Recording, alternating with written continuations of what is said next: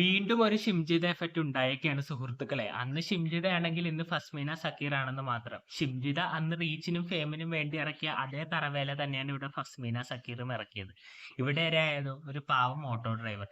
അതായത് ഫസ്മീന ഒരു ഓട്ടോയിൽ കയറി, എന്നിട്ട് സ്റ്റുഡിയോയിലേക്ക് പോകാൻ പറഞ്ഞു. പാവം കേട്ടതോ സ്റ്റുഡിയോ സ്റ്റുഡിയോ എന്നാണ്. പഴയ ആൾക്കാരല്ലേ, ഇത്തരം ന്യൂജൻ ഷോപ്പുകളെ പറ്റി പറഞ്ഞാൽ ചിലപ്പോൾ അറിയണം എന്നില്ല. ചിലപ്പോൾ നമ്മുടെ അച്ഛനമ്മമാരോട് തന്നെ ഈ ഷോപ്പുകളെ പറ്റി ചോദിച്ചാൽ ഇങ്ങനൊരു ഷോപ്പ് ഉണ്ടോ എന്നൊരു മറുചോദ്യം ചോദിക്കും. ഈ ഫസ്മീന സക്കീർ എന്താണ് ചെയ്തതെന്ന് വെച്ചാൽ, താങ്കൾ വെള്ളം ഒടിച്ചിട്ടുണ്ടോ, വെള്ളം ഒടിച്ചിട്ടാണോ വണ്ടി ഓടിക്കുന്നത് എന്നൊക്കെ പറഞ്ഞ് ഒരുപാട് അധിക്ഷേപിച്ച് റിവ്യൂ ഇട്ടിട്ടുണ്ട്.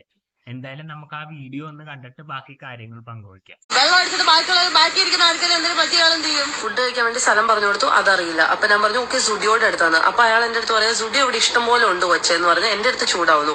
എന്റെ പാവം കേട്ടത് സ്റ്റുഡിയോ എന്നാണ്. സ്റ്റുഡിയോ എന്നൊക്കെ പറഞ്ഞാൽ പ്രായമായവർക്കൊക്കെ മനസ്സിലാകണം എന്നില്ല.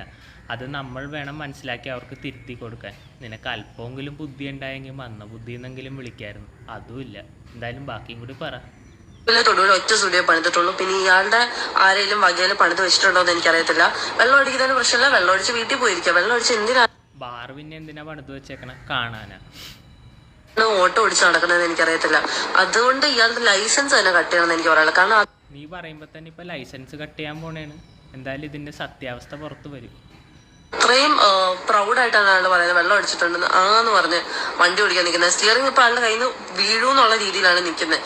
വണ്ടി പോകുന്ന തന്നെ വളഞ്ഞു അപ്പൊ തന്നെ വണ്ടി ഈ പറഞ്ഞതും കൂടി നിനക്ക് വീഡിയോയിൽ ഉൾപ്പെടുത്തായിരുന്നില്ലേ? അല്ലെങ്കിൽ ഇത് സത്യമാണോ നുണയാണോ എന്ന് ഞങ്ങൾ എങ്ങനെ വിശ്വസിക്കും?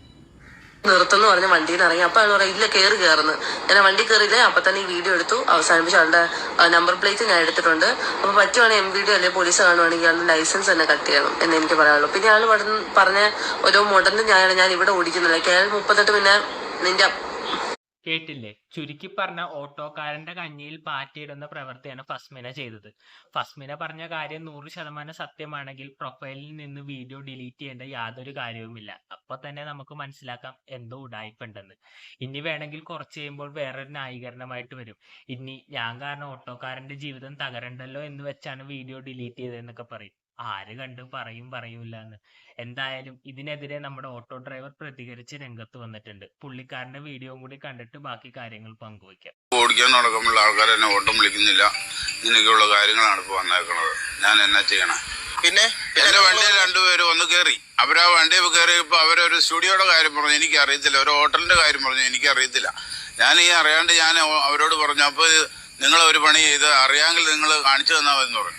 അപ്പോൾ ഉടനെ തന്നെ അവർ ചോദിക്കുവാണ് ചേട്ടൻ വെള്ളം അടിച്ചിട്ടുണ്ടോ എന്ന് ചോദിച്ചു. ഞാൻ വെള്ളം അടിച്ചിട്ടില്ല. വൈകുന്നേരം 7 മണിയായി. ഒരു പറളങ്ങൾ കൂടുതൽ വണ്ടി പോയില്ല.